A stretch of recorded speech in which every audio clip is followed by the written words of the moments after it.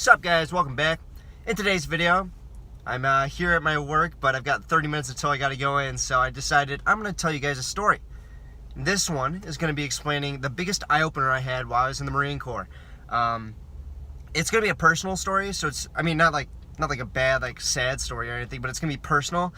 All of us are gonna have different situations where we have different epiphanies and whatever while we're in the military or Marines or whatever it is. But for me, this is the biggest one that I had. So before we get into the video, gotta recommend that you subscribe. This is what I do on this channel. I give you videos about going into the military, getting out of the military, and everything in between. So if you enjoy this sort of content, make sure to subscribe.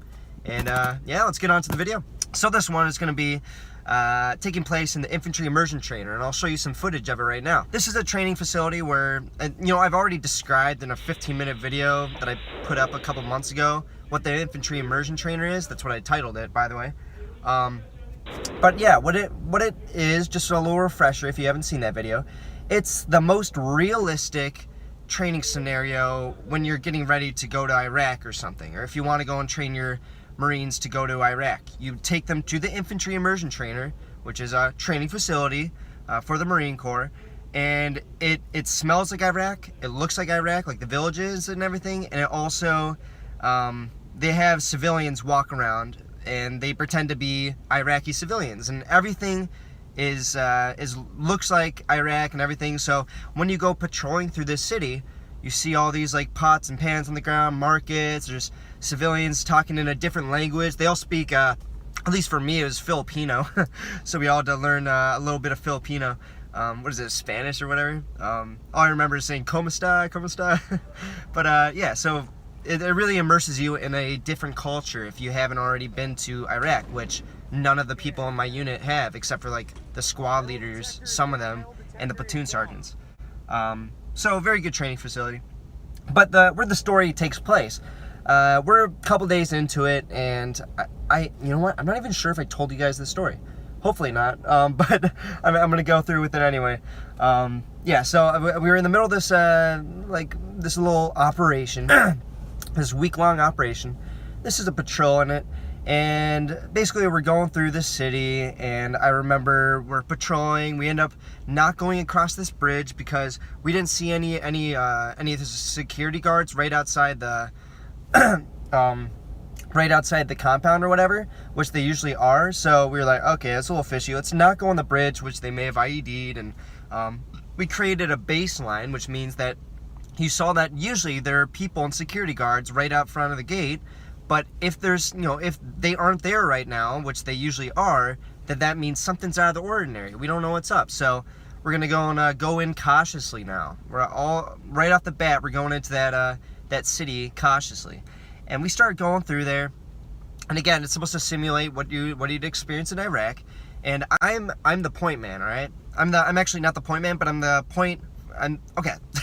So if you guys can look at my fingers right now. Basically, how we had this is called a tactical column. So we have the point man up here, and then we have me, 15 yards difference right here, and then it keeps going down. That's how a tactical column is. I was the point for this line right here. All right, so it's on the right side. And I remember we ended up bending this corner, and right when we bend it to go down this area or whatever, I see this guy who's holding an AK.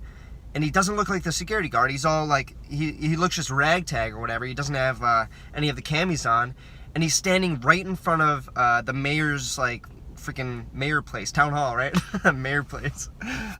So he's standing there right in front of the gate, or right in front of the door, the double doors that lead into this town hall. And I was like, oh shit. I was like, halt! And, everybody halts.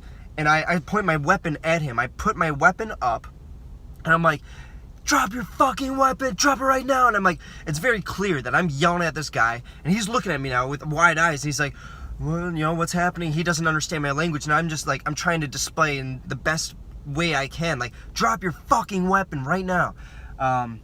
And he doesn't do it. He's very confused. He starts kind of raising his weapon and stuff, and I almost shoot this motherfucker. Obviously we have blanks, so don't worry, it's not actually Iraq. This is a training simulator. But again, I almost shoot this guy, and it's supposed to act like you're actually in those scenarios. So I'm pointing my weapon at this guy, and for a whole minute I'm screaming at him. Keep in mind, I didn't have my hearing aid yet. All right, I had hearing damage. If you guys looked at it in my previous videos, that is one of my main disabilities, is my hearing loss and my tinnitus, which makes it so I can't hear very well. So remember, I'm on the right side of the column, and my left ear, which is my bad ear, is facing the entire rest of the squad. And I'm like, get the squad leader up here. And you aren't supposed to get your squad leader up there, because if the squad leader runs to you and then that guy opens up, now it's you and the squad leader who's dead, right? You want the squad leader in the center of the freaking column, because you don't want him to get shot or like exposed too much, or seen as the squad leader. So I'm pointing my weapon to this guy, and for a whole minute I'm yelling at him, and I'm asking my squad, like, they're all yelling stuff back to me, and we don't have radios or anything. We're the Marine Corps. We don't have a budget like that, so we're all just kind of talking to each other and yelling at each other, and I can't understand what's going on. This guy's yelling at me, I'm yelling at him.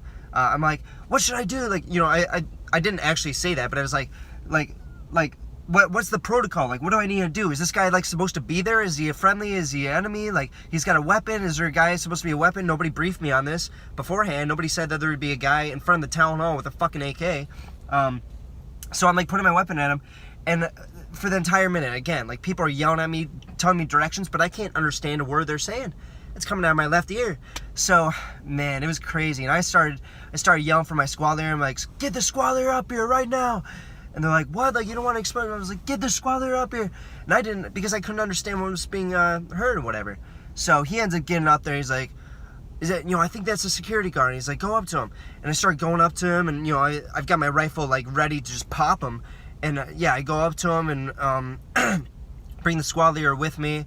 And it ended up just being a guard for the town hall, which didn't even cross my mind, I suppose. But again, like, they never briefed me that there'd be this situation. There was, you know, we were already on edge and stuff. This is how you would naturally act in that situation.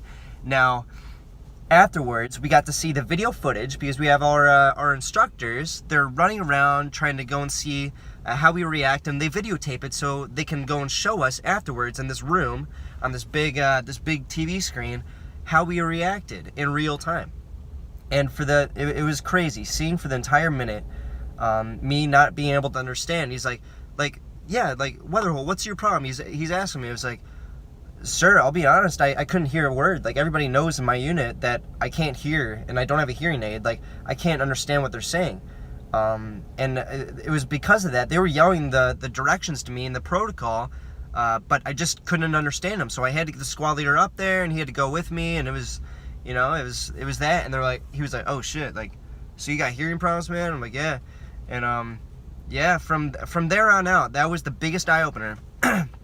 Was that I had went all the way to the point of almost getting deployed, and then, you know, everything dropped underneath me. It was the biggest eye opener to everybody in my unit as well. Just like, this guy, it doesn't matter how hard we push him, and how hard he will allow himself to push, you know, because I didn't give up until that point, but that was when I started to decline to, like, ask my unit, like, why am I here? This is starting to get a little weird. It's starting to get a little dangerous to my unit. Like, why are you having me here if I can't understand directions? So, moral of the story, I ended up getting out for some medical stuff, and obviously this is one of them. I've explained all my disabilities in the past, but moral of the story is you don't want to be pushed too far. Basically, you have to stand up for yourself, all right? If you see that you're damaged beyond repair, and this goes for anything in life, but for me it's the Marines. If you see that you're damaged beyond repair, the Marines, they're always going to push you. They're always going to encourage you to push on, even if you're injured. That's the Marine Corps way. That is what it is. And at the end of the day, you do have to stand up for yourself, because they won't stand up for you. You're going to have to go and back down, take a step back, and say, look, I'm not meant for this sort of situation. I don't want to get my friends killed. And it's not a selfish thing at that point.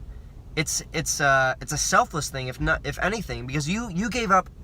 I gave up at that point 1.5 years of my Marine Corps career. There was no plan B. The Marine Corps was what I wanted to do. And sorry, I almost burped. I wasn't about to cry. As they talk about it, sitting right next to me. But this was what I wanted to do. There was no plan B. It was, I wanted to join the Marine Corps, go to fucking Iraq, get back, and have a bunch of cool stories and stuff. But, like, right before we're about to go on a deployment, it wasn't to Iraq, it was to Australia, but we didn't know. I ended up getting hurt, and I ended up finding out, like, look, I need to take a step back. I need to get away from this infantry mindset and just, like, leave. Like, I tried to join a different job, but look, you got to stand up for yourself. And I could go on and on and on about my own personal struggle with it, but if this isn't proof of it, I don't know what is. So I hope you guys enjoyed this. I'm not going to go on too further. I see that it's already 10 minutes, so I hope you enjoyed it. If you did, leave a like. If you didn't, leave a dislike. Leave a comment. I'm wondering what your thoughts on this are. And yeah, stay tuned for the next videos. There are a lot more to come, so I'll talk to you guys in the next one.